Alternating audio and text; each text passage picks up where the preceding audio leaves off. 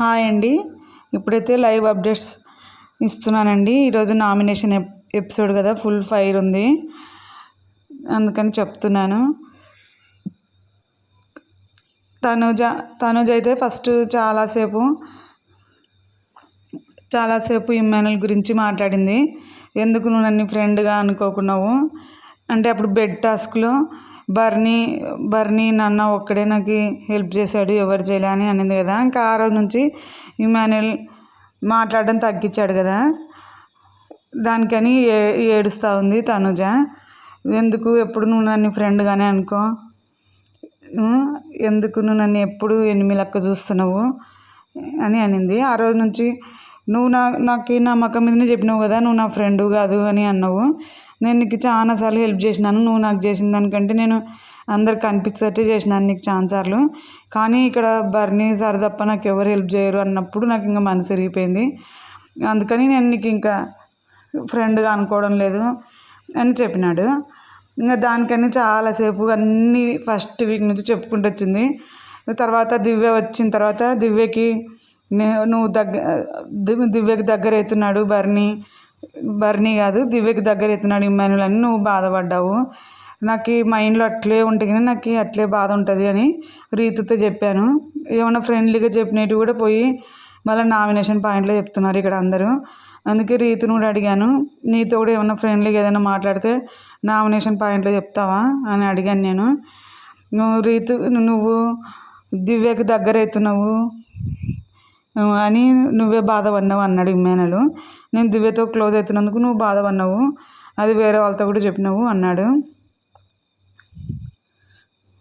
తర్వాత అంతా చెప్పిన తర్వాత లాస్ట్కి ఏమనింది, ఇమ్మానుల్ని చేయకుండా డెమాన్ పవన్ చేసింది నామినేషన్. నా ఫస్ట్ నామినేషన్ డెమాన్ పవన్ అనింది.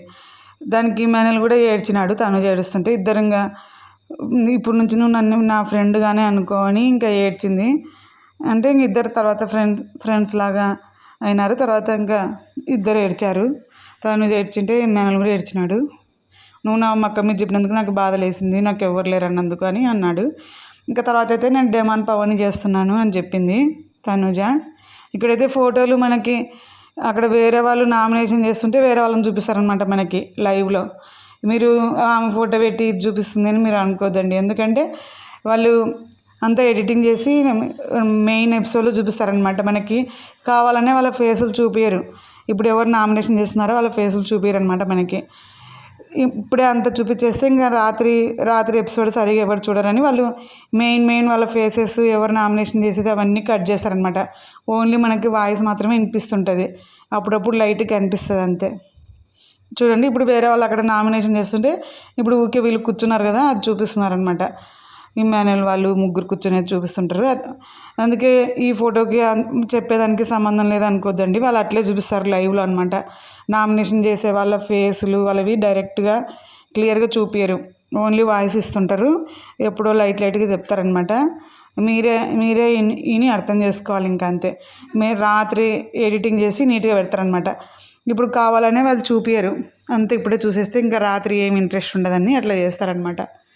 ఇక్కడైతే బర్నీ నామినేషన్ చూడండి. ఇక్కడైతే బర్నీ నామినేషన్ చేస్తున్నాడు.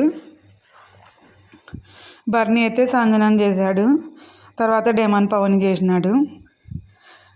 డెమాన్ పవన్ అయితే ఏమన్నాడు, ఒక 10 days నుంచి నువ్వు సరిగా వీక్ అయిపోతున్నావు ఫిజికల్గా, అదంతా ఒక్కరిని సైలెంట్ కూర్చుంటున్నావు ఎందుకు ఏమో. ఇక్కడ 1 day 2 days అట్లా ఉంటే సరిపోతుంది, కానీ ఇంక అట్లే కంటిన్యూగా ఉంటే బాగుండదు అని చెప్పాడు. నువ్వు ఇంతకుముందు కూడా నేను నామినేషన్లో కూడా చెప్పినాను, ఇక్కడ నాకు డెమాన్ పవనే స్ట్రాంగ్ కాంపిటీషన్ అని చెప్పిన, కానీ నువ్వు మాత్రం ఎందుకో స్లో అయిపోతున్నావు అని చెప్పినాడు. అది మనకి ప్రోమోలో కూడా చూపించారు. అందుకని డెమాన్ పవన్ ఏమన్నాడు, ఈ వీక్ నేను కంపల్సరీ టికెట్ ఫినాలే కొడతాను అని చెప్పినాడు కదా, అందుకని అన్నాడు అనమాట. మనం ఏ పాయింట్ అన్నాడో మనకు అప్పుడు ప్రోమోలో చూపించలేదు కదా, బర్నీ అన్నందుకు అన్నాడనమాట. బర్నీ నువ్వు వీక్ అయిపోతున్నావు, 10 days నుంచి ఒక్కరిని సైలెంట్ కూర్చుంటున్నావు, ఫిజికల్గా కూడా డల్ అయిపోతున్నావు, మెంటల్గా సైలెంట్గా కూర్చుంటున్నావు. నేను కూడా ఒకరోజు అట్లే డిప్రెషన్లోకి పోయినాను, కానీ తర్వాత నెక్స్ట్ డే నుంచి నేనే మళ్ళీ సెట్ చేసుకున్నాను. నువ్వు కూడా అట్లే సెట్ కావాలని నేను నామినేషన్ చేస్తున్నాను. బాగా స్ట్రాంగ్ ఆడాలి, నువ్వు అందరికంటే స్ట్రాంగ్ ఇక్కడ ఫిజికల్గా, ఇలా డల్ అయిపోతుంటే చూడలేకపోతున్నా అని చెప్పినాడు. అందుకని డెమాన్ కూడా సరే అన్న ఇప్పటి నుంచి బాగా ఆడతాను అని చెప్పినాడు. ఏదో ఒక పాయింట్లో ఎందుకో డల్ అయిపోయి ఇంకా అలాగే కూర్చుంటున్నావు అని చెప్పినాడు. ఇక్కడ అట్లే రోజులు వారాలు కూర్చుంటే సరిపోదు. 1 or 2 days అయితే ఏదో డిప్రెషన్ లేకపోయినా పర్లేదు, కానీ ఇంకా నేను కూడా 1 day పోయినాను, మరుసటి రోజు నేనే సెటరేట్ అయిపోయినా అన్నాడు. అంటే ఇంకా డెమాన్ పవన్ చెప్పినాడు సరే అయితే ఇప్పుడు నేనే టికెట్ ఫినాల్ని కొడతాను, ఇప్పటి నుంచి స్ట్రాంగ్ ఆడతాను అని చెప్పినాడు అనమాట. తర్వాత ఇంకొక నామినేషన్ అయితే సంజనాని చేసినాడు.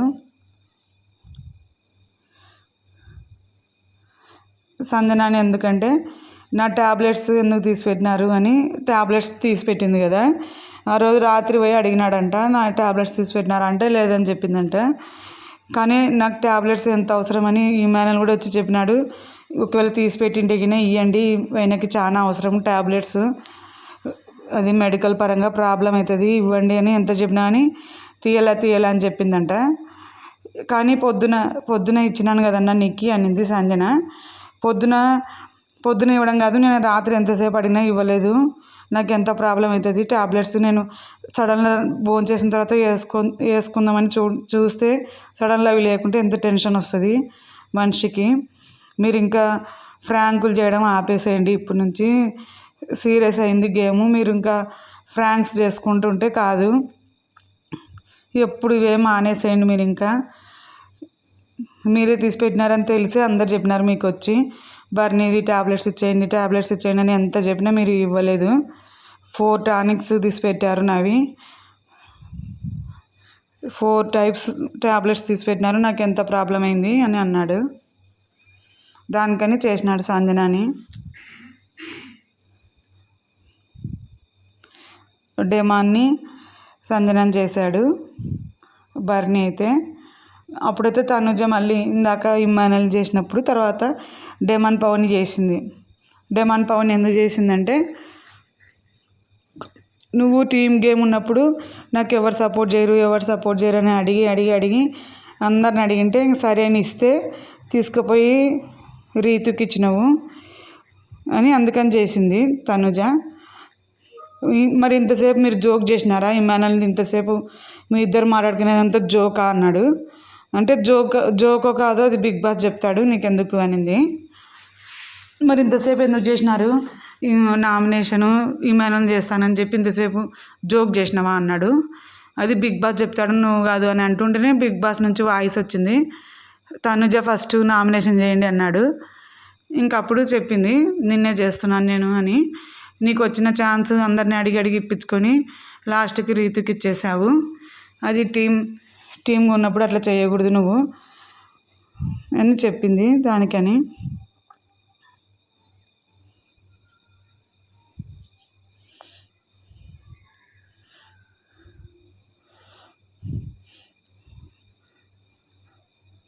తర్వాత అయితే సంజన రీతు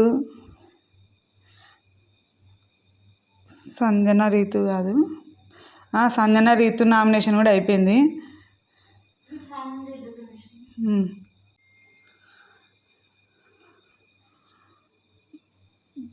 తర్వాత అయితే సుమన్ శెట్టి నామినేషన్ కూడా చూపించారు. వాళ్ళ ఫేసెస్ అయితే డైరెక్ట్ చూపిరని చెప్పినా కదా. తర్వాత అయితే రీతుని కూడా చేశారు సంజన గారు. సుమన్ శెట్టి అయితే ఏమన్నాడంటే డెమాన్ పవన్ని, ఇంకా నువ్వు ఇక్కడ ఫిజికల్గా వీక్ అయిపోతున్నావు కదా, దాని బదులు నువ్వు ఇంట్లో ఉండేదానికంటే బయటికి పోయేదే మేలు అన్నాడు. ఫిజికల్గా నీకు చేత కాకుంది, అందరికంటే స్ట్రాంగ్ ఉండేవాడివి, రోజుకి ఫిజికల్గా స్ట్రాంగ్ లేకుండా తగ్గిపోతున్నావు కదా, నీ హెల్త్ ఇష్యూస్ ఎక్కువవుతున్నాయి కదా, ఇంకా దాని బదులు నువ్వు ఇంట్లో ఉండేదానికంటే బయటికి పోతేనే మేలు అని అన్నాడు నామినేషన్లో. దానికైతే అందరూ చాలా నవ్వినారు, బయటికి పోతే మేలు అన్నందుకు. తనుజ వాళ్ళందరూ ఇట్లా ఫేస్కి చెరుగు అడ్డం పెట్టుకొని నవ్వినారనమాట చాలాసేపు. మళ్ళీ డెమాన్ పవన్ ఎందుకు నవ్వుతున్నారు అన్నాడు. మళ్ళీ రీతుని కూడా నామినేషన్ చేసినాడు సుమన్ శెట్టి. నువ్వు సపోర్టింగ్ గేమ్తో గెలిచినావు అన్నాడు. మళ్ళీ సపోర్టింగ్ గేమ్ కాదు, నీకు 2-3 వీక్స్ లైన్గా ఇమ్యూనిటీ వచ్చింది కదా, అందుకే నీకు ఇంకా ఇమ్యూనిటీ అవసరం లేదు అని చెప్పినాడు. మళ్ళీ 2-3 వీక్స్ నుంచి నీకు సపోర్టింగ్తోనే ఇమ్యూనిటీ వచ్చింది అన్నాడు. మళ్ళీ తర్వాత ఏమన్నాడంటే ఎవరు హెల్ప్ లేకుండా గెలిచలేదు అన్నట్లు చెప్పింటే ఇంకా రీతుకి నేను కూడా ఓన్గా ఆడినా కదా, వేరే డబ్బులు దాంట్లోనే దేంట్లోనే ఓన్గా ఆడినా కదా, నాకేం ఎవరు హెల్ప్ చేయాలా అని కొంచెంసేపు వాదించింది రీతు. ఇంక మళ్ళీ ఇంకొక పాయింట్ ఏమన్నాడంటే నువ్వు ఎప్పుడు గట్టిగా అరుస్తుంటావు అన్నాడు రీతుని. అంటే ఈ ఇంట్లో మాట్లాడకూడదని రూల్ ఏమైనా ఉందా అన్న అనింది.